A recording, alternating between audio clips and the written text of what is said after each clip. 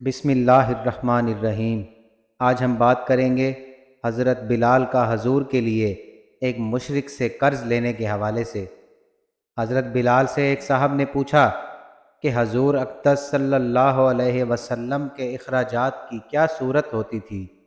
حضرت بلال نے فرمایا کہ حضور صلی اللہ علیہ وسلم کے پاس کچھ جمع تو رہتا ہی نہیں تھا، یہ خدمت میرے سپرد تھی، جس کی صورت یہ تھی کہ کوئی مسلمان بھوکا آتا تو حضور اقدس صلی اللہ علیہ وسلم مجھے ارشاد فرما دیتے، میں کہیں سے قرض لے کر اس کو کھانا کھلا دیتا۔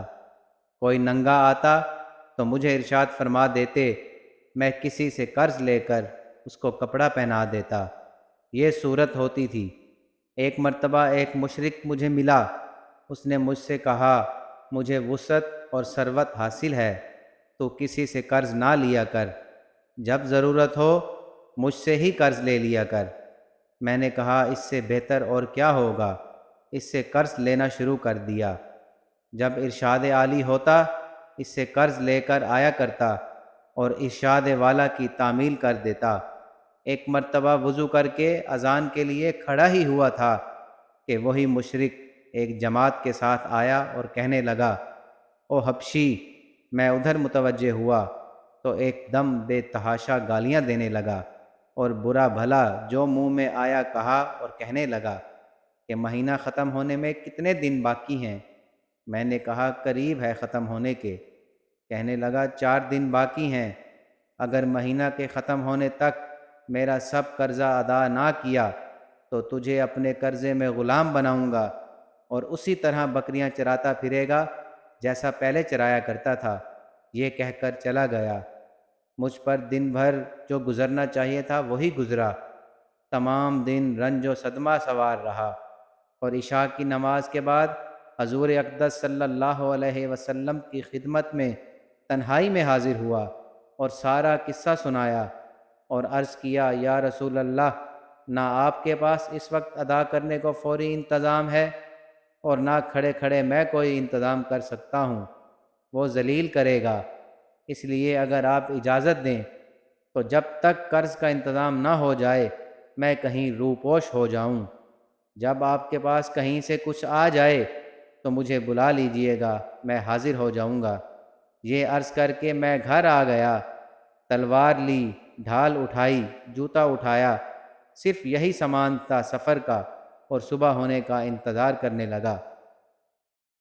صبح ہونے کے قریب تھی کہ ایک صاحب دوڑے ہوئے آئے، حضور کی خدمت میں جلدی چلو۔ میں حاضر خدمت ہوا، دیکھا کہ 4 اونٹنیاں جن پر سامان لدا ہوا تھا حضور کے سامنے بیٹھی تھیں۔ حضور صلی اللہ علیہ وسلم نے فرمایا، خوشی کی بات سناؤں؟ میں نے کہا جی ضرور حضور۔ اللہ تعالیٰ نے تیرے قرضے کی باقی کا انتظام فرما دیا ہے، یہ اونٹنیاں بھی تیرے حوالے اور ان کا سب سامان بھی۔ فدق کے رئیس نے یہ نذرانہ مجھے بھیجا ہے۔ میں نے اللہ کا شکر ادا کیا اور خوشی خوشی ان کو لے کر گیا اور سارا قرضہ ادا کر کے واپس آیا۔ حضور اقدس صلی اللہ علیہ وسلم اتنے میں مسجد میں انتظار فرما رہے تھے۔ میں نے واپس آ کر عرض کیا، حضور اللہ کا شکر ہے، حق تعالیٰ نے سارے قرضہ سے آپ کو سبکدوش کر دیا اور اب کوئی چیز بھی قرضہ کی باقی نہیں رہی۔ حضور نے دریافت فرمایا کہ سامان میں سے بھی کچھ باقی ہے؟ میں نے عرض کیا جی ہاں کچھ باقی ہے۔ حضور اقدس صلی اللہ علیہ وسلم نے فرمایا، اسے بھی تقسیم کر دو تاکہ مجھے راحت ہو جائے، میں گھر بھی اس وقت تک نہیں جاؤں گا جب تک یہ سامان تقسیم نہ ہو جائے۔